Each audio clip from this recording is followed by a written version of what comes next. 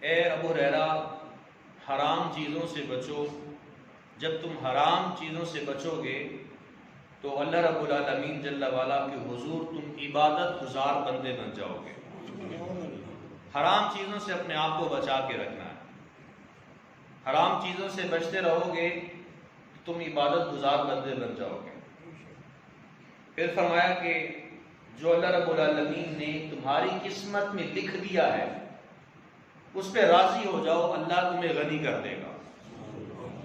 جو تمہاری قسمت میں لکھا گیا ہے اس پہ راضی رہو۔ مالک جیسے تیری رضا تھی میں اس پہ راضی ہوں، تو نے جو میری قسمت میں لکھا ہے میں نے سر خم تسلیم کر کے اس بات کو مان لیا، میں کبھی بھی نہ شکوے والی کلمات اپنی زبان پہ نہیں لے کے آؤں۔ مالک جو تیری رضا تھی میں اس پہ میں نے سر خم تسلیم کر لیا، میں نے اس کو قبول کر لیا۔ بیٹا فوت ہو جائے، باپ دنیا سے چلا جائے، ماں چلی جائے، بہن چلی جائے، بیٹی چلی جائے، ہم لوگ ایک جملہ بولتے ہیں بھائی اللہ پاک کا حکم، اگلا بندہ کہتا ہے تسلیم کیا۔ ایک جانب سے وہ یہ کہہ رہا ہوتا ہے میں نے تسلیم کیا، لیکن پھر وہ زبان پر نہ شکوے کے کلمات بھی لے کے آ رہا ہوتا ہے۔ جب روتا ہے تو وہ کلمات زبان پہ لے کے آتا ہے جو نہیں لے کے آنے ہوتے۔ تو جب بندہ یہ کہہ رہا ہے کہ مالک تیری رضا ہے تو بس پھر تیری رضا ہے۔ جب اللہ نے قسمت میں لکھ دیا ہے جس کا جتنا رزق ہے، جس نے جتنی دیر تک دنیا میں آنا ہے اس کو اتنی عمر گزار کے جانی ہے۔ یہ جملہ اچھا ہے، جملے میں کوئی قباحت نہیں ہے، لیکن جملے کے ساتھ ساتھ بندے کو صبر بھی کرنا چاہیے۔ تکلیف ہو صبر کرے، مشکل میں پھنسا ہے صبر کرے۔ یہ ذہن نشین رکھیے کہ جو مشکل ہوتی ہے وہ سدا باقی نہیں رہتی۔ ان مع العسر یسرا، تنگی کے بعد آسانی ہے، یہ قرآن کا فیصلہ ہے۔ اگر آپ کو آپ کی زندگی میں چند دن مشکلات کے آ چکے ہیں، 365 دن پورے سال میں ہوتے ہیں، اگر ایک مہینہ آپ کے اوپر مشکلات ہیں تو 11 مہینے آپ کے لیے آسانیاں بھی تو ہیں۔ وہ کہیں لکھا ہوا تھا کہ بندہ بڑا ناشکرا ہے، اپنی مشکلات کا، اپنی تکلیفوں کا حساب کرتا ہے، مجھے یہ تکلیف ہے، مجھے یہ مشکل ہے، رب کی طرف سے دی ہوئی نعمتوں کا حساب نہیں کرتا۔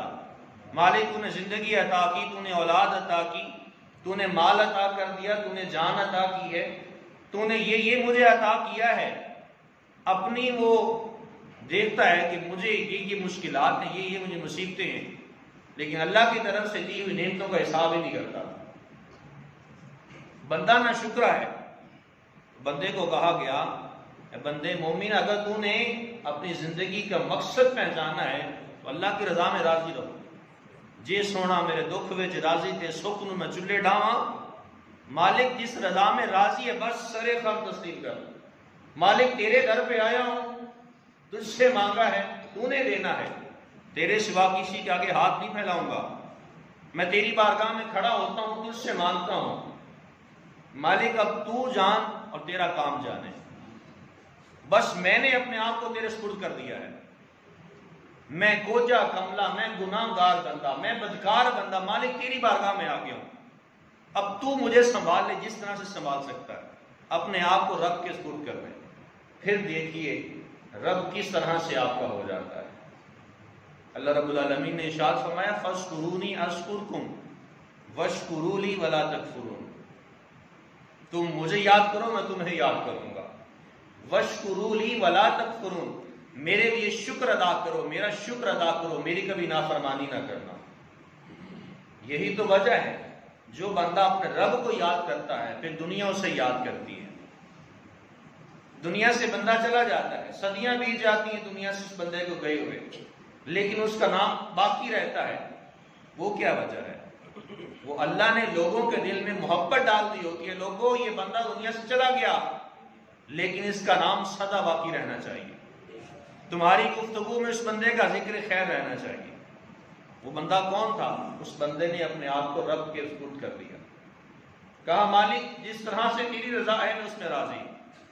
تو فرمایا ابو ہریرہ جو اللہ نے تمہاری قسمت میں لکھ دیا ہے اس پہ راضی ہو جاؤ، اللہ تمہیں غنی کر دے گا۔ پھر آگے ارشاد فرمایا کہ اپنے پڑوسی سے حسن سلوک کرتے رہو، کامل مومن بن جاؤ گے۔ پڑوسی کو تکلیف نہیں دینی، ہمسائے کو تکلیف نہیں دینی۔ یہ ہمسایہ دو لفظوں کا مجموعہ ہے۔ ہم سایہ یعنی آپ دونوں کے گھر کا سایہ ایک دوسرے کا ہے، سانجا ہے۔ آپ کے گھر کی جو چھت ہے، جو دیوار ہے، اس کا سایہ بھی آپ کے ساتھ والے گھر کے اوپر پڑ رہا ہے۔ یہ ہم سایہ ہے، ہمسایہ، یہ دو لفظوں کا مجموعہ ہے۔ فرمایا اپنے پڑوسی کو تکلیف نہیں دینی۔ حضور علیہ السلام نے ارشاد فرمایا جبریل بار بار مجھے میری طرف پڑوسیوں کے حقوق کے حوالے سے تلقین کرتے رہے۔ مجھے شک ہونے لگا، یہ شائبہ پیدا ہونے لگا، ڈر لگنے لگا کہیں ایسا نہ ہو کہ پڑوسیوں کو بھی وراثت میں سے حصہ دار کرا دیا جائے۔ پڑوسیوں کو اتنے حقوق ہیں، ہم کتنے ادا کرتے ہیں؟ کوئی نہیں کرتے۔ ہمارے حقوق میں پڑوسیوں کے حقوق شامل ہی نہیں ہیں۔ پڑوسی بھوک سے مر رہا ہے، پیاس سے مر رہا ہے، وہ کسی مصیبت میں مبتلا ہے، کسی مشکل میں پھنسا ہوا ہے، نہیں، ہم نے ذرا پرواہ نہیں کرنی۔ ہمارا کھانا صرف ہمارے اپنے پیٹ کے لیے، ہمارا کپڑا صرف ہمارے جسم کے لیے، ہمارا اوڑھنا بھی چھوڑنا صرف اور صرف ہمارا بیوی بچوں کے لیے بس۔ ساتھ والا کیسے مرا، کیوں مرا، کوئی پتہ نہیں۔ ہم لوگ جب دنیا سے بندہ چلے جاتا ہے پھر جا کے سوال کرتے ہیں بھائی اس کو کیا ہوا، کیسے مرا، کون سی بیماری میں تھا، تب جا کے پوچھ رہے ہوتے ہیں کیوں مرا، کیسے مرا۔ پہلے جب وہ زندہ ہوتا ہے زندگی کی قدر ہی کوئی نہیں ہوتی۔ مرا کیوں ہے؟ بھوک سے تو نہیں مر گیا، فاقہ کشی سے تو نہیں مر گیا، دکھ سے تو نہیں مر گیا، جوان بیٹی گھر میں بیٹھی تھی، اس کے پیسوں کی ضرورت تھی، صدمہ لے گیا بیٹی کا، دنیا سے چلا گیا، کوئی فکر نہیں ہے، کوئی قرض تھا اس کے اوپر، کوئی پرواہ نہیں کی، اس کا قرض اتارنے میں اس کی مدد کر دیتے، دنیا سے چلا گیا، اب اس کے نام پہ دیگے لے رہے ہیں، میں اس کے نام پہ میں جناب کل خانی میں 2 دیگے میری طرف سے ہوں گی۔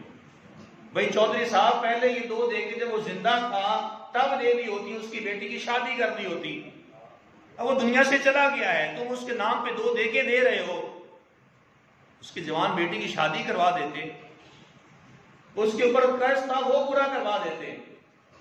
اب تم کہہ رہے ہو کہ میں 2 دیگے دیتا ہوں، یہ پہلے 2 دیگے کہاں گئی تمہاری؟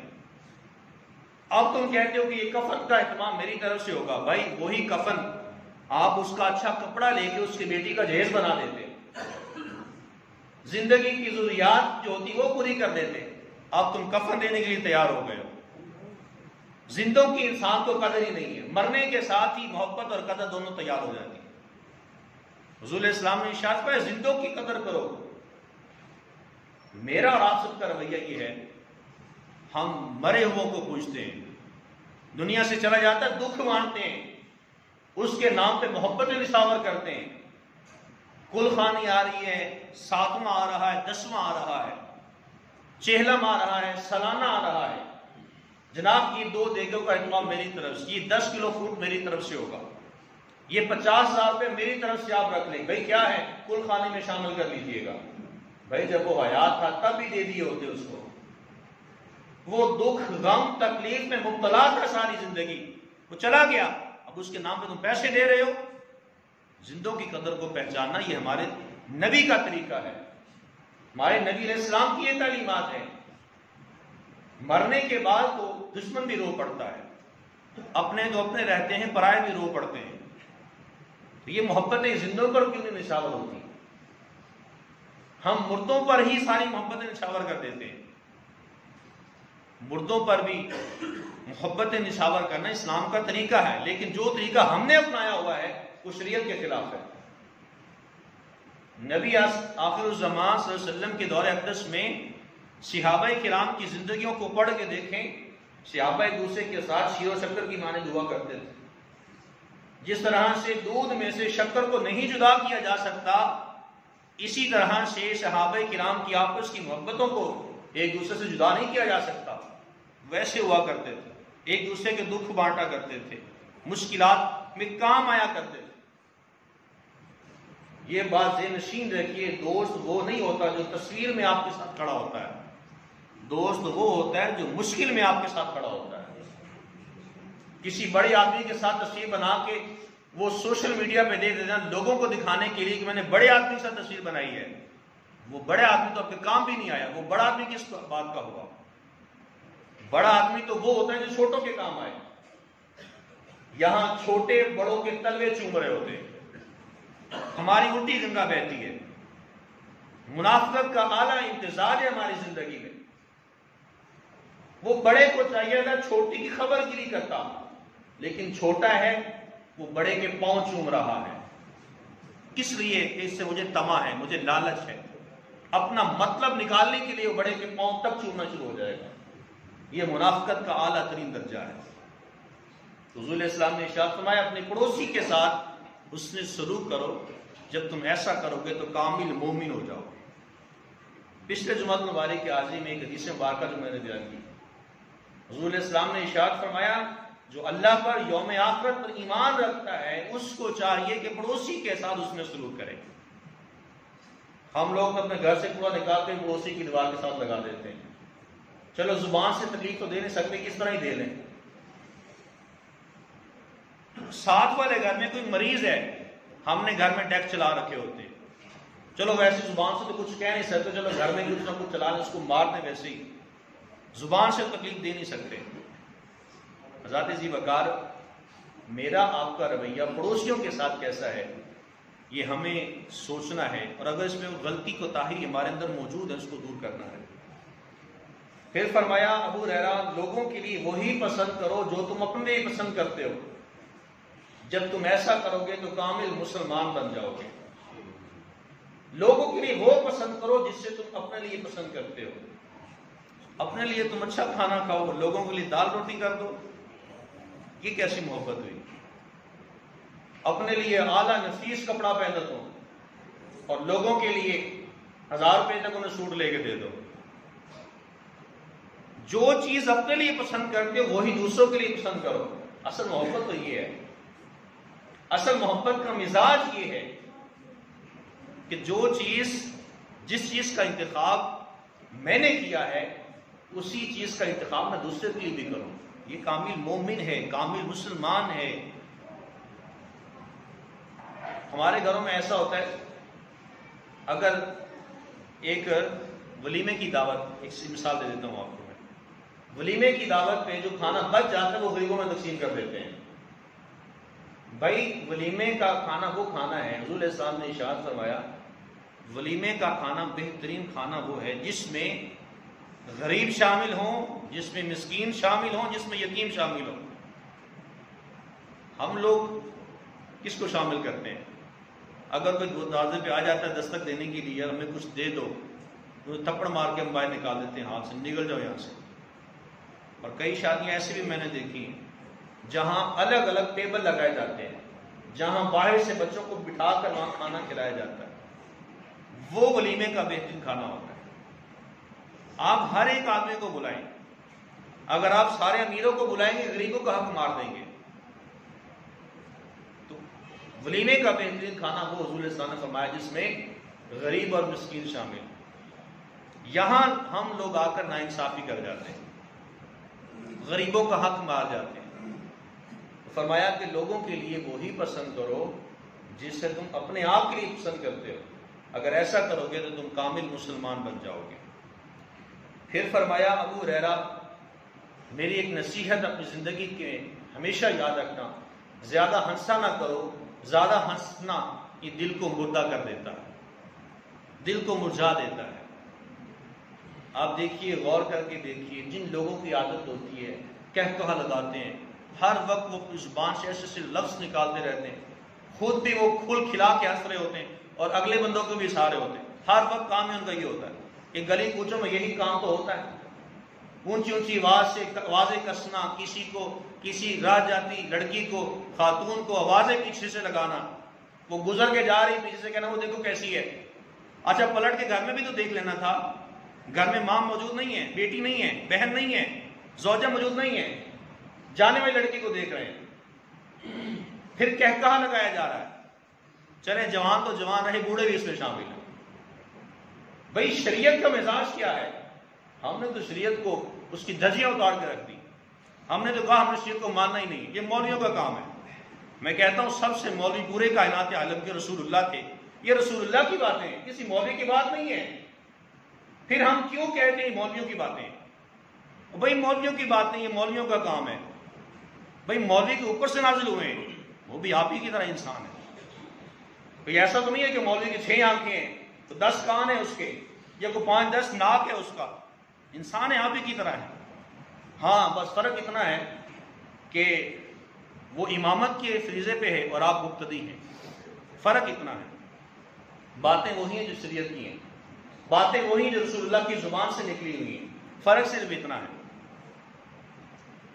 تو اگر بندہ مومن اپنی زندگی میں حیا کو بھی تھام لیتا ہے اور وہ شریعت کے احکامات کو تھامے جو رسول اللہ کی تعلیمات ہیں، تو ہر بندہ مومن اپنی زندگی کو بڑے خوبصورت طریقے سے گزار سکتا ہے۔ زیادہ ہنسنا یہ دل کو مردہ کر دیتا ہے، زیادہ ہنسنے سے چہرے کا نور بھی چلا جاتا ہے۔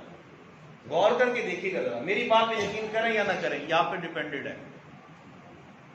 آپ خود سوچ کے دیکھ لیں، ملاحظہ کر لیں، مشاہدہ کر لیں، پھر مجھے آ کے پوچھ لیجیے گا قاری صاحب آپ کی بات غلط تھی یا صحیح تھی۔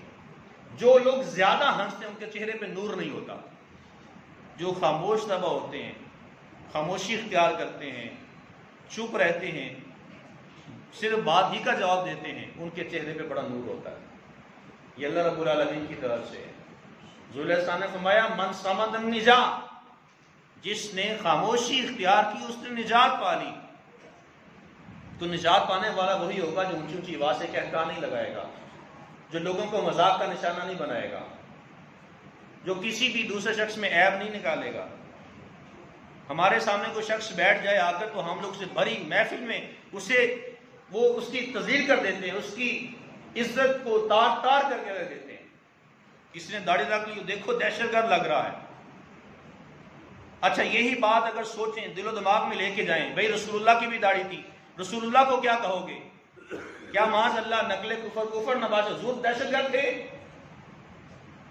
ہمارا مزاج یہ ہے بھائی، داڑھی رکھنے والا دہشت گرد نہیں ہوتا۔ ہاں دہشت گرد داڑھی ضرور رکھ لیتا ہے دھماکہ کرنے کے لیے۔ داڑھی رسول اللہ کی سنت ہے، داڑھی کا مذاق نہ بنایا جائے۔ تو وہ چیزیں اپنائیں اپنی زندگی میں جو ہمارے نبی کی تعلیمات ہیں، لوگوں کو مذاق کا نشانہ نہ بنائیں، ان میں عیب مت نکالیں۔ ایک انگلی جب آپ کسی کی طرف کرتے ہیں تو یہ 3 انگلیوں کو رخ آپ کے اپنی طرف ہوتا ہے۔ یہ میں اور آپ سب کیوں بھول جاتے ہیں؟ یار اگر میں کسی پہ انگلی اٹھا رہا ہوں تو یار 3 انگلیاں میری طرف مخاطب ہیں۔ حضرت انسان اب خود بھی سوچ تو ہے کیا؟ یہ وہ 5 باتیں ہیں جو حضرت ابو ہریرہ رضی اللہ تعالیٰ عنہ کو رسول اللہ نے فرمائی، اے ابو ہریرہ ان 5 باتوں کو سمجھ لو، سن لو اور ان کو لوگوں تک پہنچا دو تاکہ لوگ اس پہ عمل کر سکیں۔